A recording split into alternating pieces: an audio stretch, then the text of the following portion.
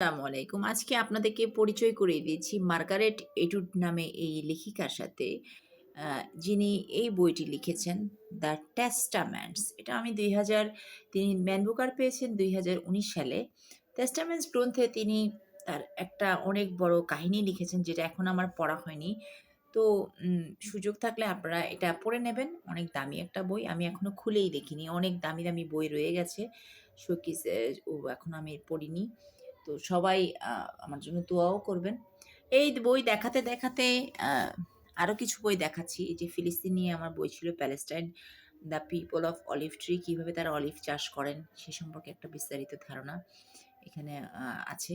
তো আমি olive oil নিয়েই মূলত কাজটা করছিলাম। গাছের পরিচর্যা সেসব কিছু জানার জন্য ফিলিস্তিনিদের সাথে আলাপ করেছিলাম। But they don't support me.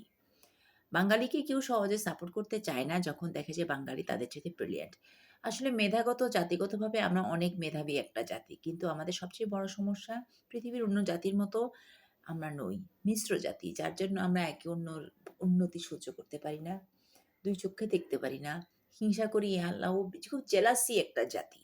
এই জেলাসি থেকে যদি আমরা বের হয়ে আসতে পারতাম তাহলে দেশটার পরিবর্তন হতে বেশি দিন সময় লাগতো না। আর এখন নতুন হচ্ছে ধর্ম নিয়ে রাজনীতি। এটা থেকে আমরা এখনো বেরোতে পারিনি। ১৯০০ শতক থেকে এই রাজনীতি ছিল।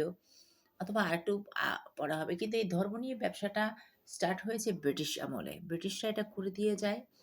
৪৭ এ দেশভাগের সময় হিন্দু-মুসলিম ভাগ-বাটোয়ারা হয়।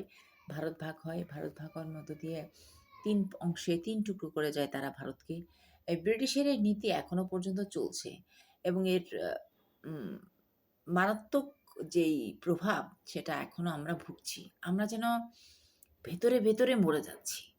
আ হিন্দু, মুসলিম, খ্রিস্টিয়ান, বৌদ্ধ সব মিলিয়ে বাংলাদেশ। কিন্তু আমরা ভেতরে, ভেতরে ওই ব্রিটিশের শিক্ষার কারণে মরে যাচ্ছি। তো যাই হোক এই হচ্ছিল ভিডিও। শেষে দেখাচ্ছি একটা পাটের ব্যাগ, একটা পাটের উম কাজ ছিল। এ হলো পাটের ব্যাগ। আ পাট আমাদের সম্পদ। আমরা এখনো পাটকে বিশ্ব দরবারে এখন আর তুলতে পারছি না। খুব কম পাট শিল্প এখন নাই বলতে গেলে। পাটের ১২টা বাজিয়েছি। তো এই হলো ব্যাগগুলো এনে রেখেছি। এই বলতে, বলতে কিছু পাটের ব্যাগ দেখালাম আপনাদেরকে। এখন আমার কাজটা শেষ করছি মানে রাখছি।